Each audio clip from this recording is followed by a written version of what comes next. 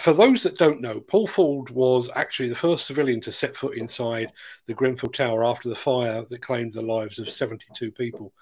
Paul has got an absolute wealth of experience in making safe and demolishing dangerous structures.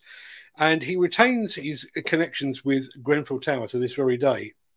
In fact, around the Grenfell charities would actually receive around 70% of the proceeds from this book. The remainder, just so you know, are going to the Mates in Mind mental health charity. So before you hear what I've got to say about the book, I'm going to take that out of the way for just a second. Before you hear what I've got to say about the book, I had a chat with Paul Ford a few weeks ago on the day that the book came out, and this is just a snippet of that interview. What actually made you write the book in the first place?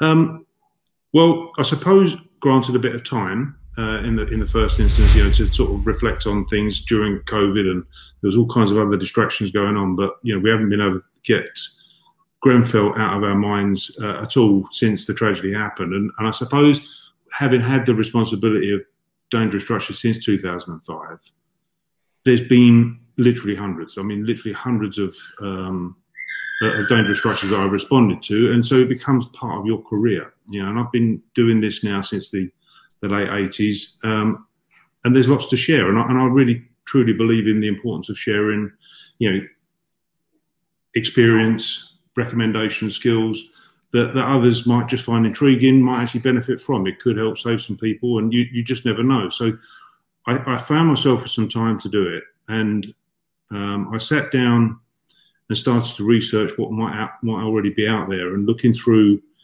BS 6187, there was nothing in there that was specifically aligned to dangerous structures.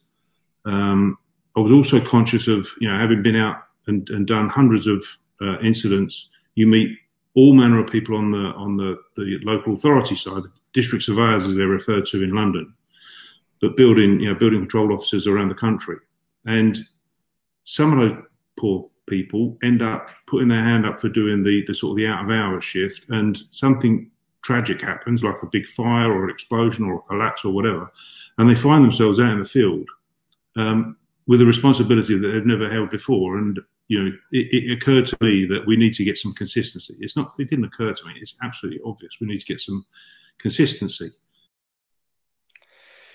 Let me start by saying this by way of a review. If you're planning to buy just one book as a result of this show, buy this one.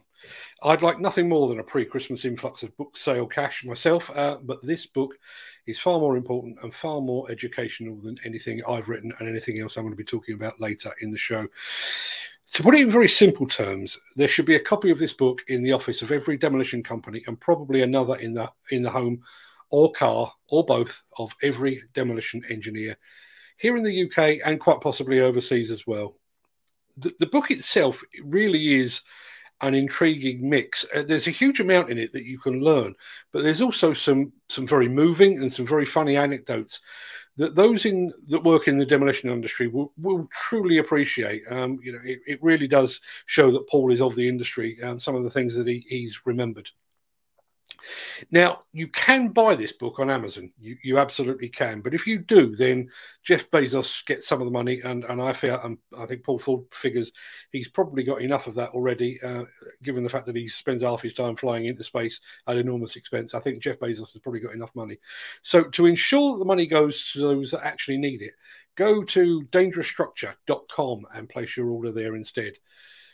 Just so you know, the copy of the book that we have in our free giveaway, I actually purchased using that very link. I love a freebie as much as the next guy, but not when there's a charity involved. I really will urge you once again to go and buy a copy of Dangerous Structure Emergency Response. It really is a very insightful but a really enjoyable book as well. I've read it twice now. I wish I had my copy closer to hand because it's absolutely full of index tabs so that I can refer back to it in the future. So yeah, you can certainly go and find that over, as I say, dangerous-structure.com.